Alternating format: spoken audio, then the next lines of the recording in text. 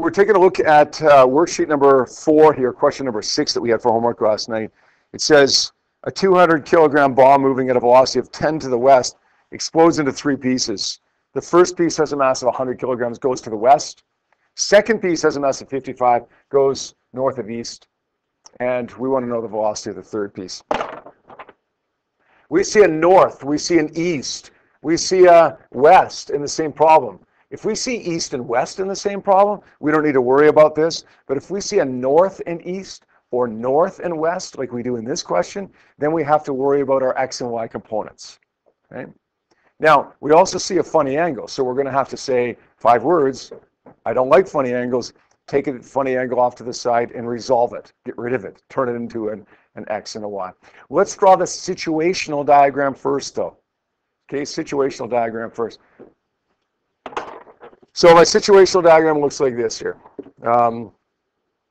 Actually, this is kind of a tricky one, right? Because you got this explosion taking place, but this initial velocity already, right?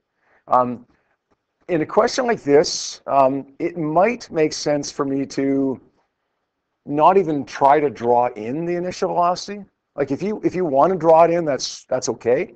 But I'm going to try just drawing the explosion, the after explosion. And then because it's just moving to the left, just say VI is 90, is it 90? Yeah, 90 meters per second to the west. Sorry, 110 meters per second to the west, right? Just so I don't forget that, that's important, but I don't think I want to really try drawing it into the diagram here. I think it just might kind of clutter it up a little bit. So here's my explosion point. Pretend it's moving at 10 meters per second to the west. Here's my explosion point. The first piece goes at 90 to the west. 90 meters per second. It's got a mass of 100 kilograms. And the second piece goes, what is that, north of east. So the second piece is going to go up here. Draw these arrows, right? Don't skip steps. Don't skip the diagram. Don't skip the arrows. Number 2 here has 55 kilograms and 55 meters per second at an angle of 30 degrees. And then that third piece, it's pretty difficult to predict exactly where this is going to go because it's got that initial velocity already. We know it's going to go down, but is it down and right or down and left? I don't really know. It's like 50-50. Okay, but remember, it's not critical that you draw that third vector correct. Okay, it is critical that you draw the first 2 correct. So I'm going to label that as object number 3, and I'm going to make it 45 kilograms because 200 minus 55 minus 100 is 45. Now, what do we do next? What do I do next? Yep. I don't like funny angles, so I take my 30-degree angle over here, label it. Label this as 55 meters per second. And then I label my x and my y. Now we're going to do it the sine cos tan way rather than the sine law way. Okay? But it can be done without sine cos tan if you're more comfortable with that. I'm going to say x is which side of the triangle would that be? Opposite, adjacent, or hypotenuse? Adjacent. So adjacent and hypotenuse goes with which trig function? Cosine. Cosine 30 degrees is equal to adjacent over the hypotenuse. X ends up being equal to 47.6314 meters per second. And the y component would therefore be found by the sine function.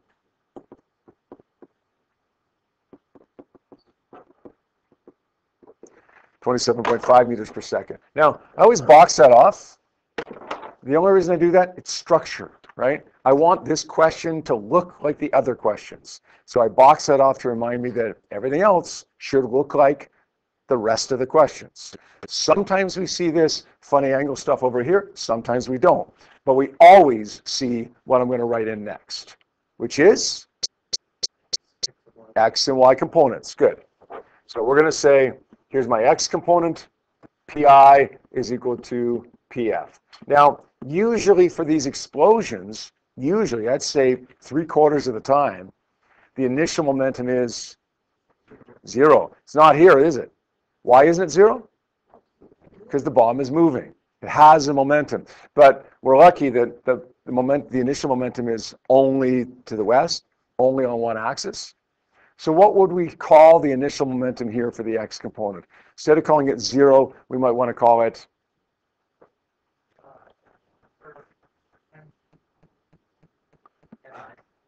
let's call it m total. It's the total mass. I don't want to call it m1. Bless you. m1, m2, m3 are going to be the fragments. Mass total is going to be when they're still together before they've exploded. So I'm going to call it m total times vi equals, how many objects do we have after it explodes? How many objects do we have, Alex? 3. So we're going to make 3 terms, m1 v1f plus m2 v2f plus m3 v3f. Masses cancel? No, they did in question number 5 because they were equal masses, right? But here they don't. So we got to sub them in here. Total mass is 200 times the initial velocity is, it's all on the x-axis, so we're going to make it -10 because it's to the west, right? Negative because it's to the west. M1 is 100. V1F is -90. Negative because it's to the left. The entire 90 is x component because none of it's going vertical. Plus M2, which is 55 times, what is it? 47, and it's positive because it's to the right. We're going to make that 47.6314. I mean, I could have replaced that way up here, right? I didn't draw it like this, but I could have. Maybe that makes it a little bit easier to see that. Now let's add to this M3, which is 45 times V3F. So you see what's going on here, guys? We have an initial momentum that's due to the entire mass and the 10 meters per second that's given to me. And then we have 3 separate objects here afterwards, each with its own x momentum. Okay. Let's pull out the calculator for this one, right? Let's say 200 times -10. I put that in brackets. Now I'm going to add, and now I'm going to subtract from that 100 times -90. Why did I subtract that? Moving it over to the left side, it's a positive number on the right side. So I'm going to take it over by subtracting, but don't forget the negative in there. I'm subtracting a negative, which is like adding. Subtract, because I want to bring this over as well, right? The 55. Subtract bracket 55 times 47.6314. Press equals there. Now I'm left with this on the left side equals 45 V3F. Just divide by 45 now. And that gives me 97.3394.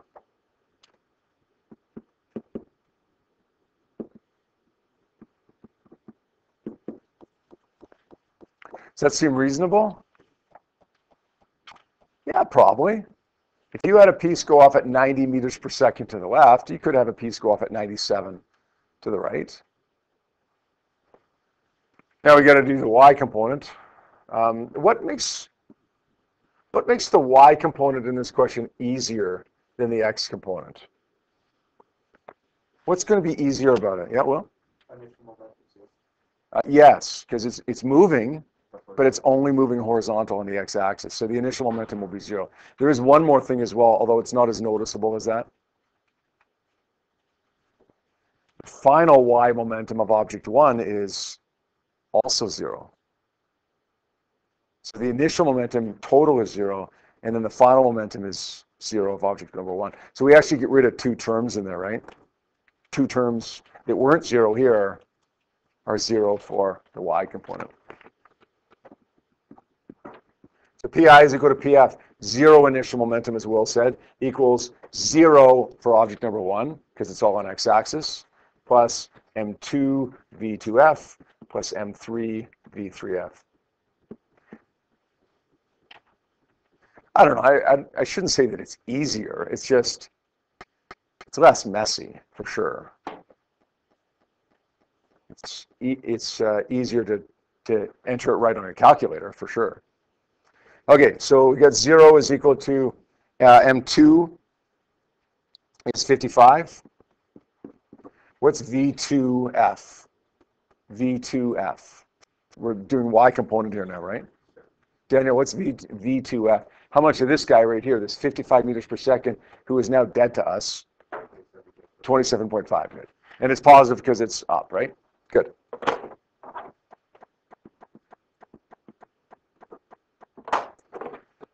Plus M3, which is 45. That was V3F. Way easier to figure this out on the calculator, right? Bring this over by subtracting, divide by 45, and V3F ends up being equal to 100, no it isn't, 33, negative 33.6111 meters per second. So now we just do our little physics 20 thing, which involves drawing a vector diagram, right? So we got 97. I'm going to draw that to the right. And we've got 33. That's negative, so it's down. And my resultant vector is here. Did I guess right? I guessed down and right. Did I guess right? Yes. 50-50, right? Okay, maybe a little bit more than 50-50, given that I've done this question before. But if I was doing it for the first time, it would be a complete 50-50 guess on that, right? Left or right. Sometimes we guess right, sometimes we guess wrong. It doesn't really matter. There's my angle, there's my speed. I solve for speed using the Pythagorean Theorem. I get 103. And I solve for theta using the inverse tan function.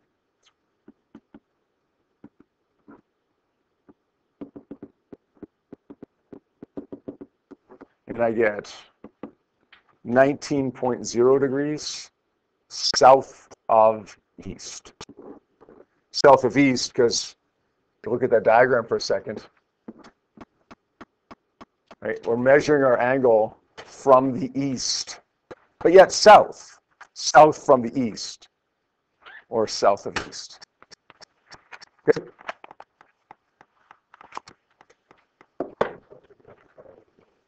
Here's example number 3 that I want to do with you before you break. It says a 19.5 kilogram red curling rock heading north at 4.5 collides off center with a 19.5 kilogram blue curling rock at rest. The red curling rock goes off at 30 degrees north of west. Right away, there's our two-dimensional thing, our x component, y component, because we have a north and west in the same problem.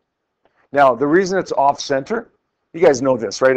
If I have a curling rock right here and a curling rock right here, and it hits it straight on, it's just going to keep going north, right? But if I hit it off center a little bit, like this, then this guy is going to go up here, and then the first one's going to go up here. Okay? So that's the situation here, is it's off center so that we end up with this funny angle. Let's draw a picture here. Let's draw our red curling rock. We'll call this rock number 1 moving north at 4.5 meters per second. And let's call our blue curling rock right here, curling rock number 2, that's at rest. Now this is before, right? This is before the collision takes place. Some of you may choose to not draw the before and just write down that VI, V1I is 4.5 to the north. That's okay, whatever works for you. Now afterwards it says the red curling rock, which is number 1, that's going to go west of north. So the red curling rock is going to go this way. 30 degrees west of north. The speed of that would be 3.0 meters per second. We want to find the velocity of the blue curling rock. You can figure out which way that goes roughly, right? Which way do you think it's going to go? Tom?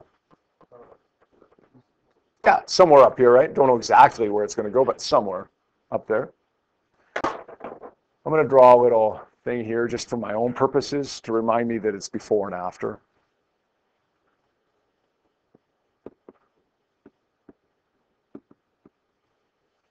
You can write that in or not, whatever works for you, as long as the diagram's clear to you.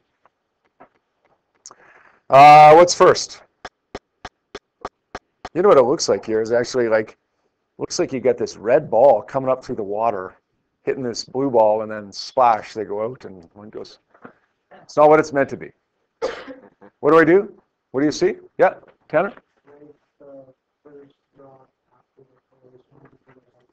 Yes. Yeah, I don't like funny angles. I got a 30-degree angle here. Break it up into an x component and a y component.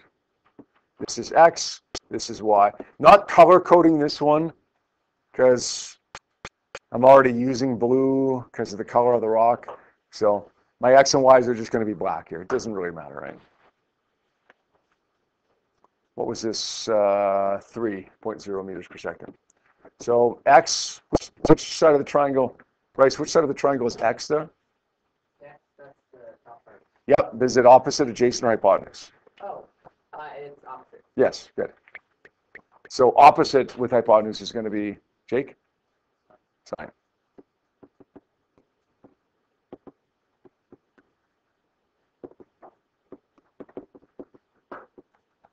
So the x component is 1.5.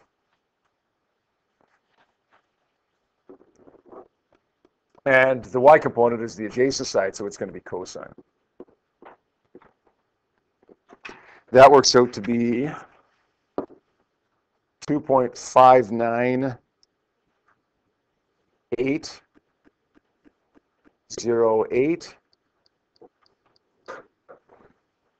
meters per second. Box that off. Not because I have to, but I just want to make the rest of the question look like the rest of the questions. What comes next? Gabby, what comes next after I've gotten rid of that silly 30-degree angle that I don't like? Just do x and y's, right? Like all the other questions. Good. So we'll say pi equals pf. What's my x momentum here?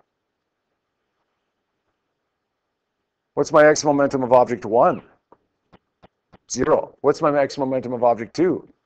0.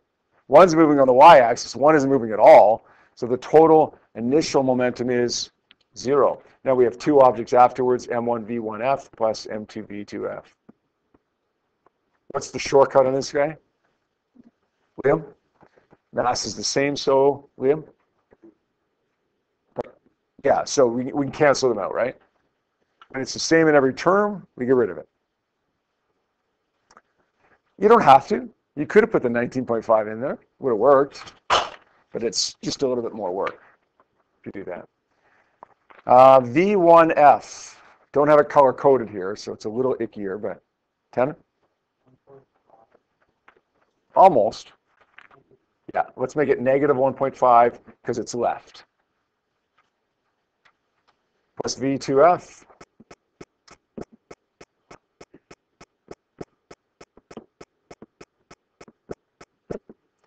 It's positive 1.5.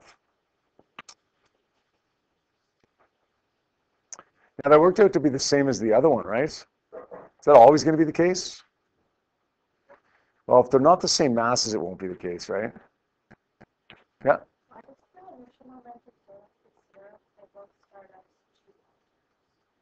Well, because object number 2 is not moving at all. So it's got a 0 momentum because there's no velocity. Object number 1 is moving, but if you look at which way it's moving on the y-axis, and we're analyzing x here. Does that make sense? Why it's 0? Now, it's not going to be 0 for the y-axis, right? Now, clearly indicating what's x, what's y. Now we say, as Gabby said a minute ago, for x and y components, pi equals pf. This time, Kennedy, we're going to say the initial momentum is, for the initial velocity, yes. We're going to say m1 v1I plus 0, because the second object is at rest, equals m1 v1f plus m2 v2f. Masses cancel, right? Just like Liam told us in the last part, they cancel here too. There's an extra m1, but still cancels, it's in every term. And now, as Kennedy said, v1I will be 4.5. It was 0 for the x component, it's 4.5 for the y component because it's going up. V1, the red one, V1F. How much of that 3 meters per second that is dead to us is y component? Yep. 2.59, good. 2.59 is 808. Right, times mass, except mass canceled. Plus V2F. A little bit trickier to calculate this, but not so bad. Take this over by subtracting, and we get a V2F of 1.90192.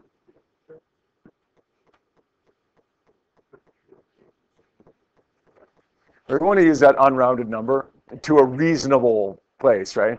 Like if there's 30 decimal places, you're not going to write that down, but 4 or 5 you can. You go to 4 or 5 decimal places, you're going to be pretty safe. I mean, although ideally you keep carrying the number through on your calculator. Now what? Now what, you physics 20 experts, you? Yeah? Yeah. Like, you do the Pythagorean theorem, but before we do the Pythagorean theorem, by rights, we need a triangle, right? So let's draw the triangle. We've got 1.5 to the right. We've got 1.9012 this way. And usually I draw that resultant in red. This time I'm going to draw it in blue because it's the blue one that we're trying to find.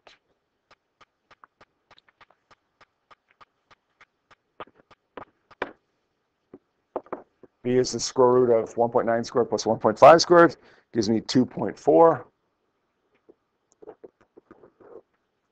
And theta is the inverse tan of 1.9 over 1.5, gives me an angle of 52 degrees. What would this be? West of north, east of north, north of east. Yeah, because we're measuring it from the east, but north from the east. And there it is. So the first piece went off at 1.5.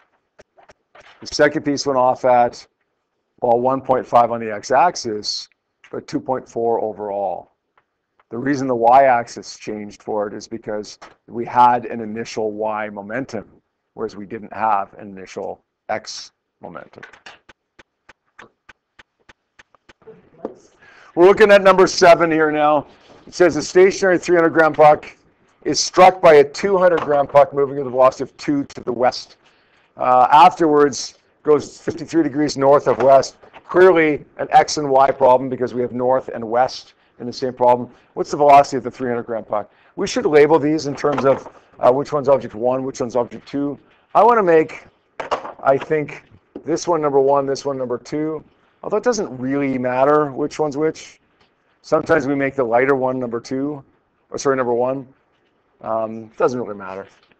Let's draw the picture here. For those of you who like to skip drawing the picture, good luck. You might get it right, but you're not as likely to get it right as if you do draw the picture. Okay, I mean that. Good luck. I hope you get it right if you don't draw the picture.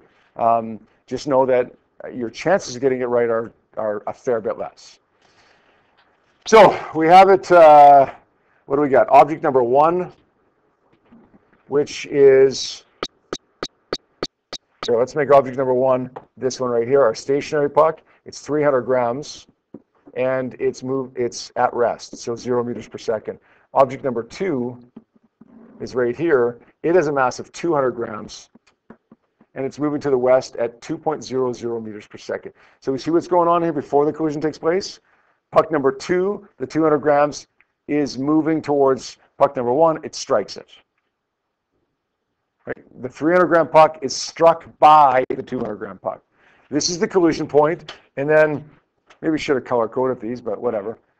Puck number 1, puck number 2, the 200-gram puck, 200 gram, not kilogram, is going north of west. So number 2 is going up this way, 53 degrees, and still 200 grams, 1.00 meters per second. And presumably puck number 1 is going to get on this way somewhere, right? You don't know exactly where, but somewhere down there. We got a funny angle. We take it off to the side, and we resolve it. We get rid of it. So here it is, 1 meter per second, 53 degrees. This is going to be x, and this is going to be y. We solve for x. Which side of the triangle is x? Opposite adjacent hypotenuse. Yep. So which trig function are we going to use for that? Adjacent and hypotenuse goes with cosine. Cosine 53 degrees. Careful, it's not cosine 30. We often use 30 degrees, right? But not always, not in this case. Cosine 53 is equal to x over 1.00. The x component works out to be 0.6018. And the y component, using the sine function,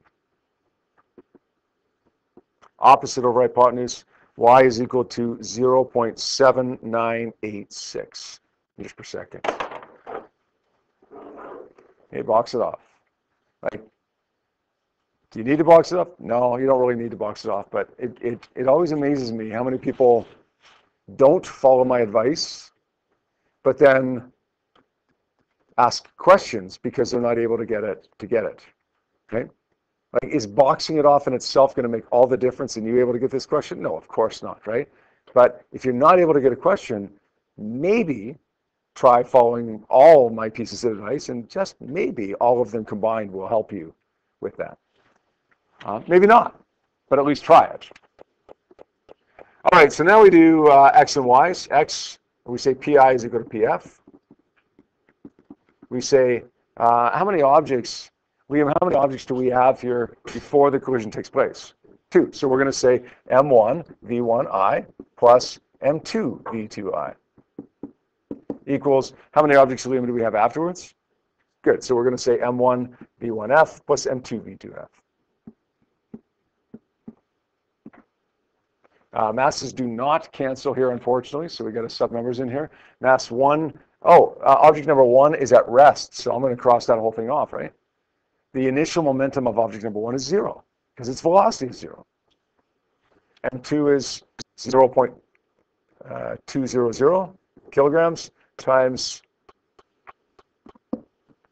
negative 2 meters per second. M1 is 0.3 times V1F, that's what we're trying to find. M2 is 0.2 times, what's V2F? Erica, what's V2F? Not 1 meter per second. What's the x component of that 1 meter per second? 0.6, except we're going to make it negative, right? Because it's to the left. So we draw these arrows to remind us that it's to the left.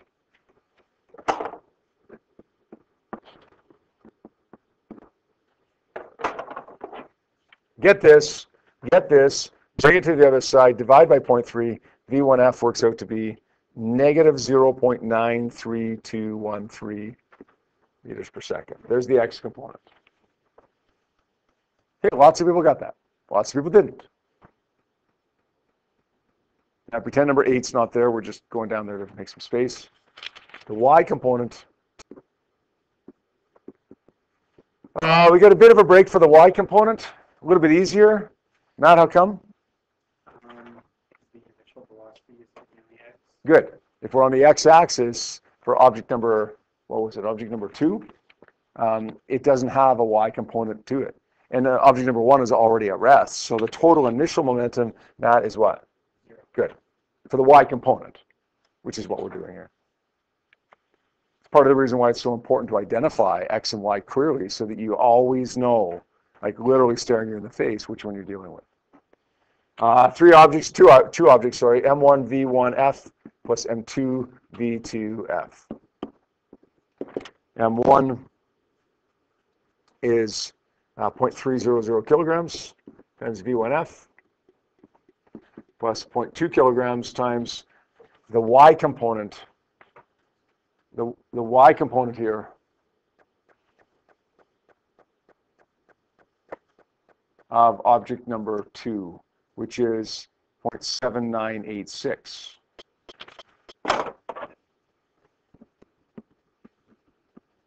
Positive, because it's up. Solve for V1F. Negative 0.5324. And now we say negative 0.93.